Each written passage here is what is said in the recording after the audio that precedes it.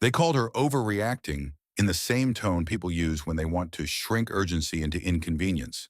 Not loud, not cruel on paper, just dismissive enough to make the room doubt her. "Nurse, relax," Dr. Whitaker said, eyes still on his tablet, as if the patient in bed 12 was a chart problem and not a human being slipping sideways. "His vitals are fine. You're overreacting." Nurse Kendra Miles didn't raise her voice. She didn't roll her eyes. She didn't perform outrage.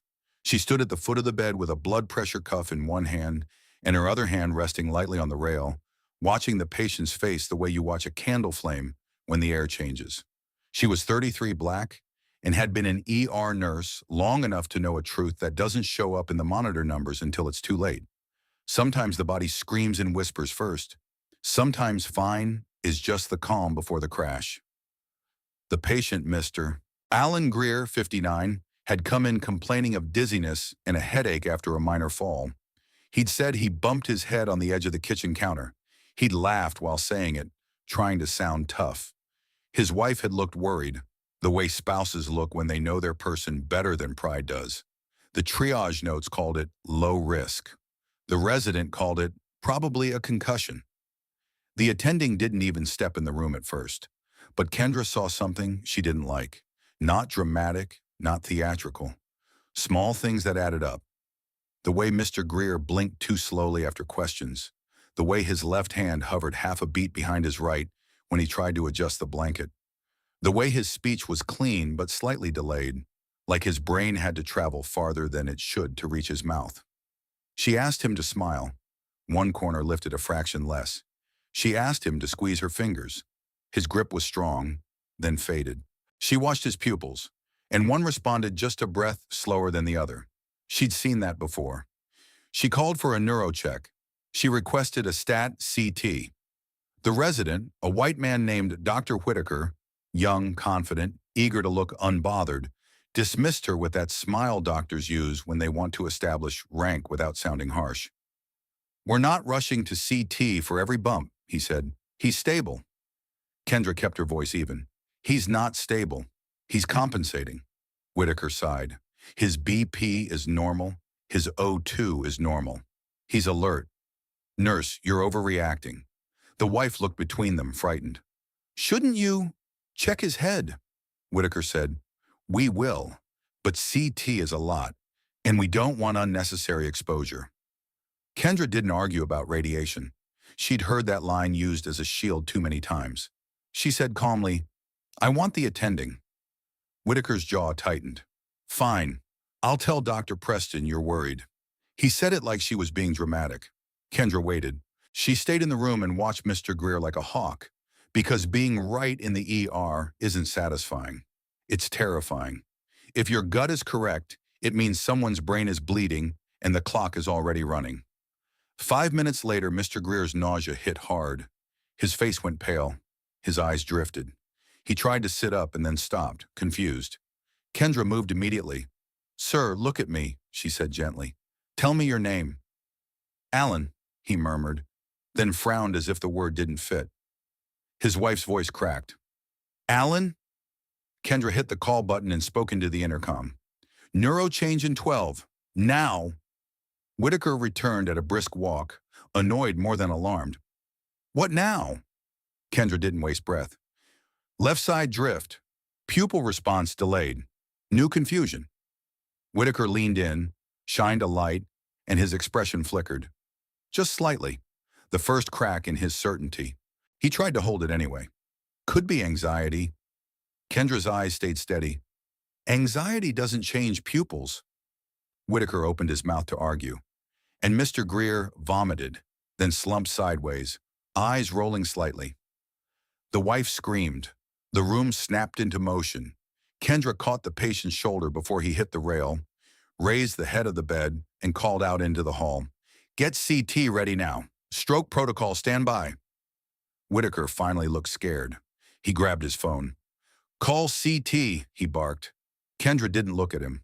She was already doing what she'd been doing all along, reading the body, protecting the brain, buying time. The attending arrived, Dr. Preston, white woman, late 40s, sharp and experienced. She took one look at Mr. Greer's face and said, CT. Now. Whitaker tried to speak. I thought. Dr. Preston cut him off. Not now. They rushed Mr. Greer down the hall, past curtains, past alarms, past a dozen other emergencies. Kendra stayed at the gurney's side, holding an IV line steady, watching his breathing, watching his eyes. His wife followed, crying, begging someone to tell her what was happening. In the CT suite, the techs moved fast. Dr. Preston watched the scan load on the screen. The first image came up, then the second, then the third, and the room went very still because the bleed was obvious. A subdural hematoma, dark crescent pressing against brain tissue, worse than anyone wanted to see. Pressure building. Midline shift beginning, the kind of finding that turns minor fall into life or death surgery. Dr. Preston stared at the screen, then turned toward Kendra. You caught this early, she said quietly. Kendra nodded once. Yes.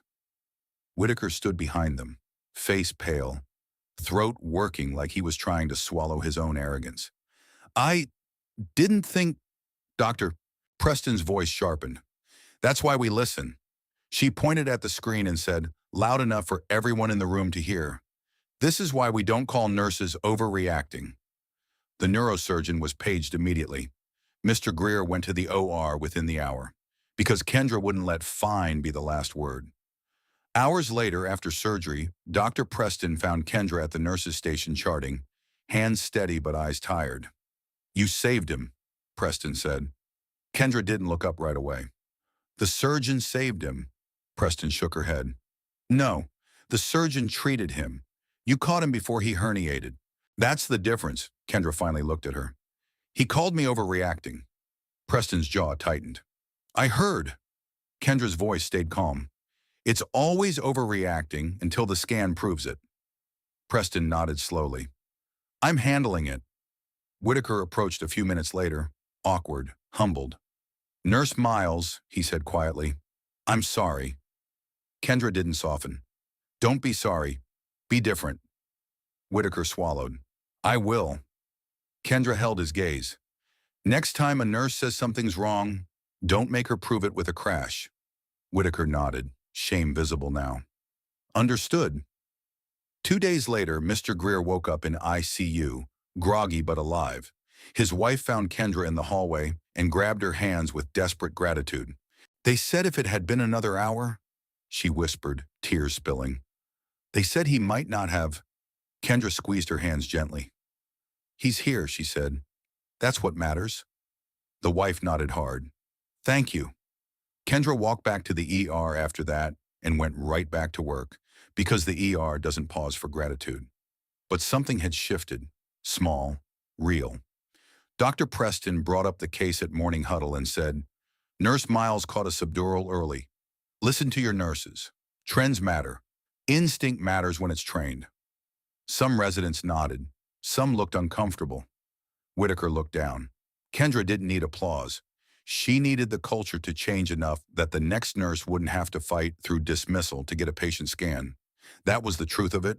They called the black nurse overreacting because dismissal is a habit in hierarchical spaces, and black women get labeled dramatic for insisting on safety. Until the CT scan proved she was right, and suddenly everyone in the room had to face the simplest, hardest lesson in medicine. The body doesn't care who you believe. It only cares what you do in time.